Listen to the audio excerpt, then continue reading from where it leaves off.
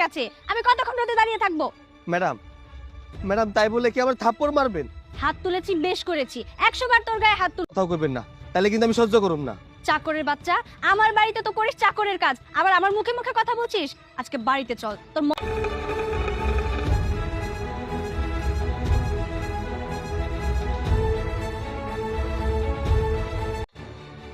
বাবা কোথায় তুমি? কি হয়েছে রে মা? কি হয়েছে বল। কি হয়নি সেটা বলো।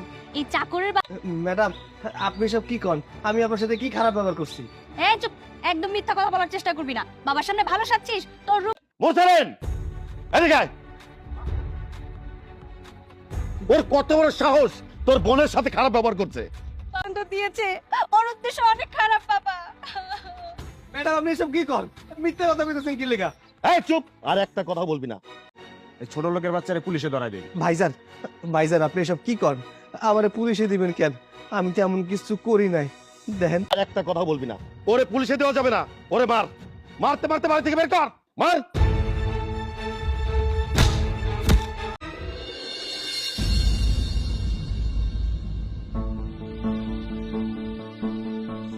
কি ব্যাপার, সন্ধ্যা ঘনিয়ে না আসতেই কি রাত হয়ে যায়? হ্যাঁ, আজ তোমার কি হয়েছে বলো তো আমাকে। মানুষ আজকাল টাকার জন্যই দিনরাত ভাবে। আজ আছে, কাল নাও থাকতে পারে। হঠাৎ করে তুমি এসব আজ কি বলছো, আর কেনই বলছো? আচ্ছা এসব বাদ দাও তো। মানে কি, তোমার সঙ্গে যখন আমার নতুন বিয়ে হলো তখনও তো তোমার মনের মধ্যে এরকম ফিলিংস দেখিনি আমি। সফলতা অর্জন করেছি তো, অনেক টাকা পয়সা ইনকাম করেছি, তাই হয়তো আমার একটা ফিলিংস মনের ভিতরে। ঠিক, তুমি এসব কি বলছো? জানো বউ, আমার মনের ভিতরে অনেক কষ্ট। ব্যক্তি সফলতা এমনিতে আসে না, সফলতা অনেক কষ্ট করে আনতে হয়। আশিক, মানুষ টাকার জন্য হিংস্র হয়ে যায়। আমার মাকে আমার চোখের সামনে, আমার মা চিরতরে আমার কাছ থেকে চলে গেছে।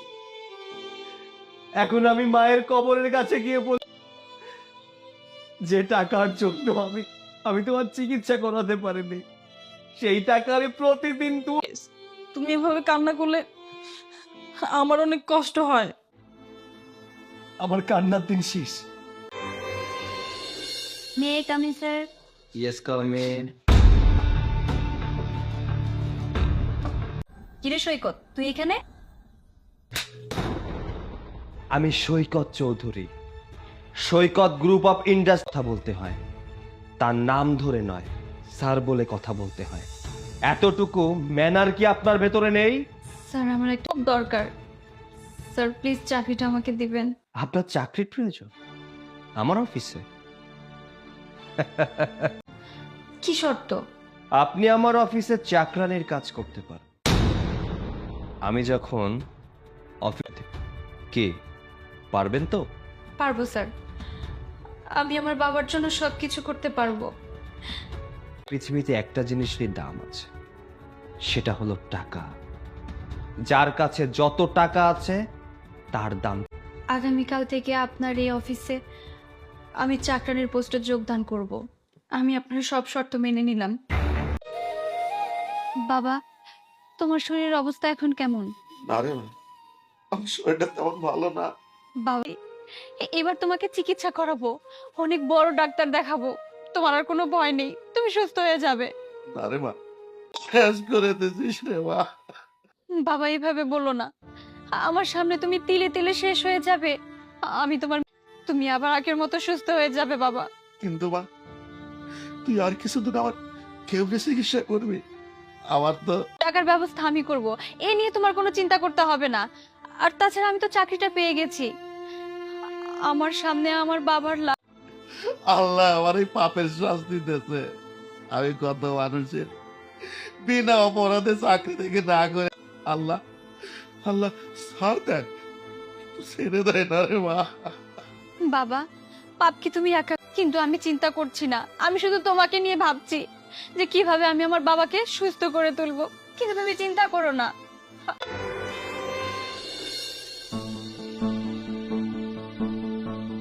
এই, তখন থেকে দেখতেছো তোমার আসলে হাত দিয়ে একটু ময়লা আবর্জনা ছুঁয়েছিলাম তো, তাই ভাবলাম শিল্পপতি হলেও মাঝে মধ্যে একটু নোংরা আবর্জনা ধরতে হয়, কারণ এই সমাজে অনেক নোংরা আবর্জনা আছে।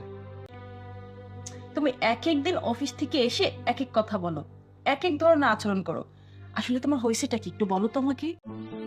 কোনো মানুষ চিরদিন এক থাকে না, মানুষ পরিবর্তনশীল। সময়ের সাথে সাথে মানুষ পরিবর্তন হয়ে, তারপর যখন তুমি বুঝতে শিখলে তখন তুমি পরিবর্তন হয়ে গেছো। তুমি যখন ম্যাচুরিট হলে তখন তুমি পরিবর্তন হয়ে গেছো। মানুষ পরিবর্তনশীল। ওয়াও, তুমি এত সুন্দর করে কথা বলতে পারো, আমার তো আগে জানাই ছিল না। তুমি আমার অনেক কিছুই এখনো জানো।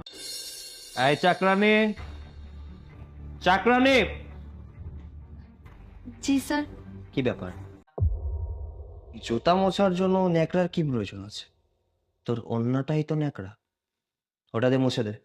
মোছ, এটা মোছ।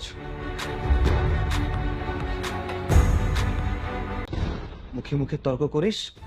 মোছা হয়নি তাই তো বলছি। এই যা বেরো, আমার চোখের সামনে থেকে যা।